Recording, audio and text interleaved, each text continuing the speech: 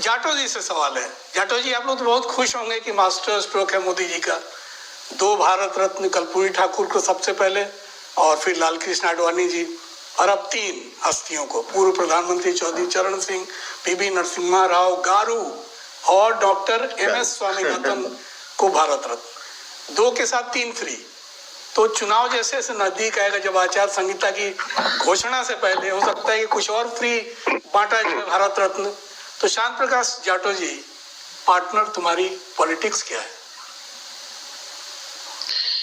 देखिए, आज जिस प्रकार एक्स पर हमारे आदरणीय प्रधानमंत्री मोदी जी ने घोषित किया कि चौधरी चरण सिंह जी को, पीवी नरसिम्हा राव जी को और MS स्वामीनाथन जी को भारत रत्न दिया जाना है, तो ये घोषणा जो है ये अपने आप में देश में एक बहुत बड़े वर्ग के बीच में उसने कुतूहल और उत्साह पैदा किया। मैं आज जो ये निर्णय लिया गया है, मैं भारत सरकार को इसकी बहुत बहुत बधाई और धन्यवाद देता हूं, क्योंकि मैं ये मानता हूं, पिछले दिनों अभी हम लाल कृष्ण आडवाणी जी वाले विषय पर हम चर्चा कर रहे थे, डिबेट कर रहे थे, तब मैंने जिक्र किया था कि हमने माननीय मुलायम सिंह यादव जी को भी सम्मान दिया है, हमने जिस तरीके से कर्पूरी ठाकुर जी को भी सम्मान दिया, उसी कड़ी में जिस तरीके से ये जो नाम आए, ये अपने आप एक बहुत बड़ी मिसाल है और बहुत बड़ा दिल है। मैं तो कह रहा हूँ कि आज लोग जो है वो ऐसे भी कहते हुए सुनने में आ रहे हैं कि मोदी जी एक ही दिल है, आखिर क्या करना चाह रहे हैं। लोगों में खुशी है, क्योंकि आप कितना दिल जीतेंगे, लोगों को आप वो ख्वाब जो कभी ठीक है पॉलिटिकली कहते हैं कि हमने मांग की थी, मगर कभी सोचा नहीं था। आप चौधरी चरण सिंह जी ये राष्ट्रीय लोकदल तो सरकार के साथ में शामिल थी, UPA सरकार के साथ में। उस वक्त में UPA सरकार ने उनको नहीं दिया भारत रत्न। मतलब हर मौके पर इन लोगों को, पीवी नरसिम्हा राव जी को जिस वक्त में उनका देहांत हुआ, उनके शव को जो है कांग्रेस ऑफिस में रखने तक की इजाजत नहीं दी गई। तो इतना अपमान किया कांग्रेस ने अपने नेताओं का, और महज 40 दिन के अंदर चौधरी चरण सिंह उनकी सरकार को बनाया और गिरा दिया। मतलब जो मजाक किया समाज के बड़े नेताओं के साथ में, आज मोदी जी ने इनको सम्मान दे करके समाज का दिल जीता है, और सभी परिवारों का दिल जीता है जो उनके साथ में जुड़े हुए हैं। जाटो साहब, एक शख्स थे दशरथ माझी, उन्होंने अपनी पत्नी के लिए पहाड़ को चीर दिया था और रास्ता निकाला था। ये वैसे लोग थे जिन्होंने आइकॉन की तरह, दशरथ माझी एक सामान्य आदमी, और जिसने जब रास्ता उसके गांव तक नहीं जा रहा था तो अपनी पत्नी के लिए पहाड़ चीर डाला था। सामान्य लोग हैं। सामान्य लोग, बहुत सारे लोग मिलते हैं हमारे जीवन में, लेकिन उनको कभी किसी ने ऐसा इतिहास नहीं रचा कि उनको भारत रत्न की उपाधि मिल जाए। 2 असामान्य लोग हमारे डिबेट में भी हैं, डॉक्टर सुधीर सक्सेना और डॉक्टर DK गिरी।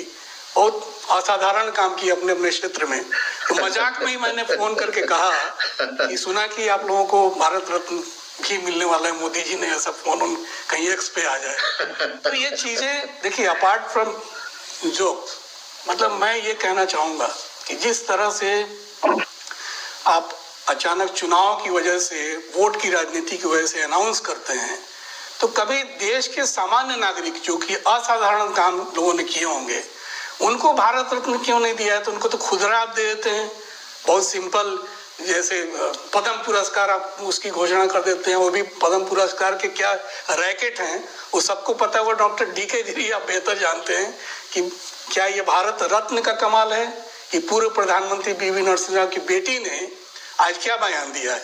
वो भारत राष्ट्र समिति VRS से विधान परिषद सदस्य हैं, वाणी देवी, और उन्होंने कहा कि देश के सर्वोच्च नागरिक सम्मान भारत रत्न के लिए अपने पिता को नामित किए जाने के शुक्रवार की सराहना हम करते हैं, और इस निर्णय के लिए प्रधानमंत्री नरेंद्र मोदी का आभार जताया हमने।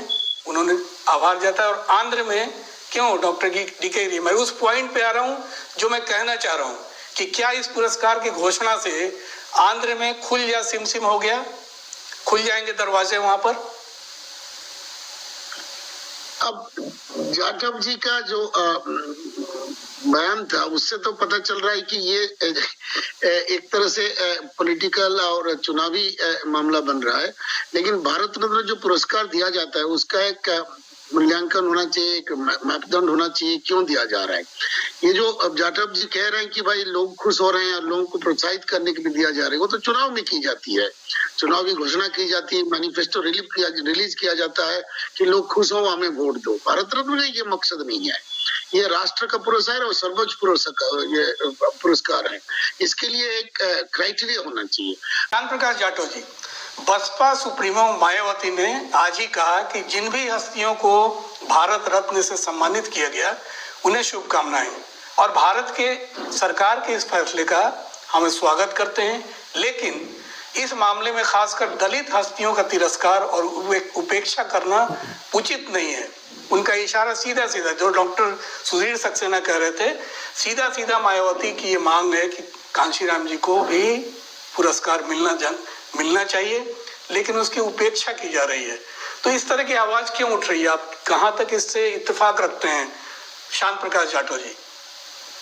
देखिए, अभी डॉक्टर गिरी जी ने एक बात कही, इन्होंने कहा कि पॉलिटिशियंस को ये नहीं मिलना चाहिए। मैं उसी बात पर थोड़ा सा मैंने चूंकि बिंदु को नोट किया था, मैं बताना चाहूंगा कि पंडित जवाहरलाल नेहरू जी, उनको 1955 में उनके जीते जी उन्होंने स्वयं को जो है भारत रत्न दिया था, और 1971 में इंदिरा जी, जो कि राजनारायण जी के साथ में चीटिंग करके चुनाव जीती और प्रधानमंत्री बनी, उन्होंने 1971 में स्वयं को भारत रत्न दिया था। तो मजाक तो कांग्रेस करती आई है, और मैं सूची भी अभी देख रहा था कि तमाम नेताओं को समय समय पर भारत रत्न दिया गया है। ठीक है, वो पॉलिटिकल बयानबाजी हो सकती है, मगर मैं समझता हूँ कि देश में पॉलिटिकल स्ट्रक्चर जो है, जो नेता है, उनका एक बहुत बड़ा रोल रहता है, और स्वाभाविक बात है कि उनको इस तरीके से ये जो पुरस्कार जो है वो लेने का और उस पर ध्यान आकर्षित रखने का ध्यान रहता है। अब जिस तरीके से अभी आपने मायावती जी के बारे में कहा कि काशीराम जी, तो मैं समझता हूँ कि अगर मायावती जी एक्चुअल में शेड्यूल कास्ट लीडरशिप की बात करती है, तो सबसे पहले बाबू जगजीवन राम, उनका बहुत बड़ा देश के लिए योगदान है, तो उनका भी नाम लेना चाहिए, काशीराम जी का भी नाम लेना चाहिए, और रामविलास पासवान, उनका भी बहुत बड़ा योगदान जो है देश की राजनीति में अनुसूचित जाति वर्ग में रहा है। तो आने वाले समय में मैं तो बात कहूंगा कि यदि अनुसूचित जाति वर्ग की बात करें तो इन तीनों का बहुत बड़ा योगदान रहा है। इसके अलावा दक्षिण भारत में अयंकाली रहे, उनका बहुत बड़ा योगदान है। तो इस तरीके से तमाम अनुसूचित जाति वर्ग से बहुत ऐसे महापुरुष जुड़े जिनका बहुत बड़ा योगदान है। तो मायावती जी की बात को मैं समर्थन तो करता हूं, मगर ये बात कह करके कि उनको अपनी सीमाओं को बढ़ाना चाहिए। अगर अनुसूचित जाति की ही बात करनी है तो देश के तमाम ऐसे महापुरुषों को भी ध्यान में रखें जिन्होंने इस देश के एक बहुत बड़े वर्ग, अनुसूचित जाति वर्ग के हित और उसके अपलिफ्टमेंट के लिए काम किया है। मैं समझता हूँ कि केवल एक सवाल और आपसे साथ साथ, क्योंकि आपने पंडित नेहरू का नाम लिया कि जीते जी, बिल्कुल सच है ये कि जीते जी उन्होंने पुरस्कार, भारत रत्न पुरस्कार ले लिया था। क्या आप ये नहीं चाहेंगे कि मोदी जी भी भारत रत्न पुरस्कार ले लें जीते जी? यही सवाल मैं आपसे करना चाहूंगा। देखिए, ईश्वर उनकी बहुत लंबी आयु करे, और इस वक्त वो देने की स्थिति में है। जब ले ले दूसरा कोई 2 बार ले ले भारत रत्न, वो अपने आप में ही भारत रत्न है।